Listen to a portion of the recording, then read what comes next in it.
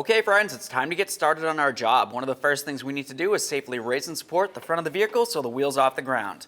After that, we're going to remove our center cover here and then all 5 of our lug nuts so we can remove the wheel.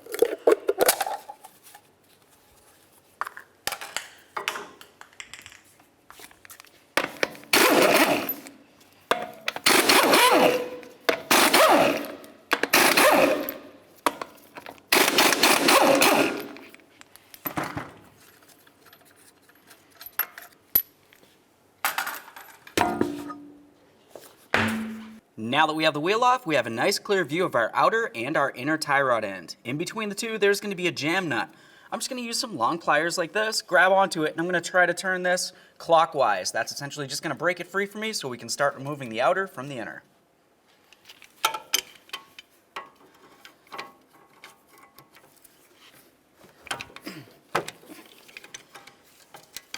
Now that we have the axle nut off of here, let's move along to the outer tie rod end.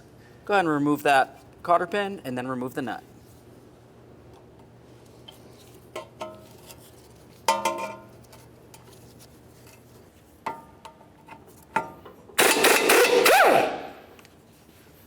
Now the next thing we're going to have to do is separate this right here. Just use a hammer, give it a couple bonks.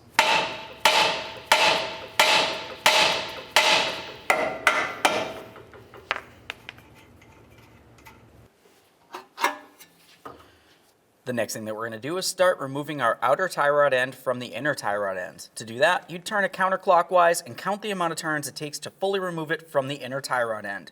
If it feels as though the inner tie rod's spinning, just use some vice grips to hold it still. 1 full rotation, 2, and so on. All right, for my application, I got 11 full turns, so I'm going to write that down. Your number could be different. All right, now it's time to install our brand new outer tie rod end.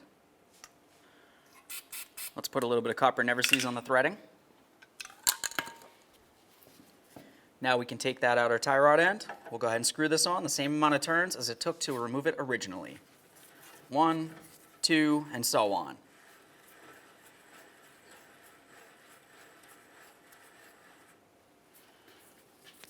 Go ahead and line that up with the knuckle.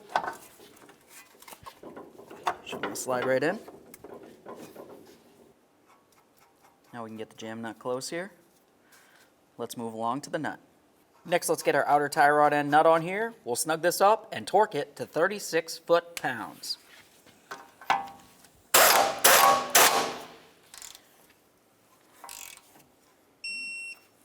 Now once it's torqued, the next thing that you want to pay attention to is the slots on the tie rod end nut. You want to ensure that one of them is lined up with the hole on the tie rod stud. If it isn't, you need to continue tightening this nut until the very next slot does so you can put in your locking cotter pin. Slide that cotter pin through and then peen over the ears so there's no way this nut can loosen up on you. Let's go ahead and tighten up this jam nut.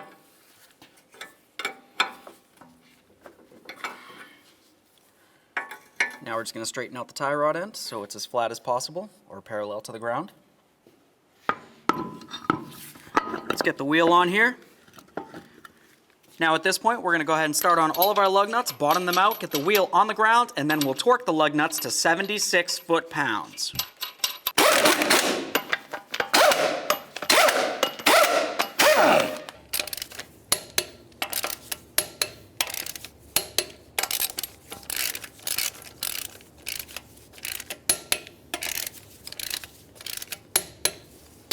Torqued. Go ahead and take this, pop it on there. Okay friends, we got the car back together. What's left to do now? Take it for a road test down to your local alignment shop. Thanks.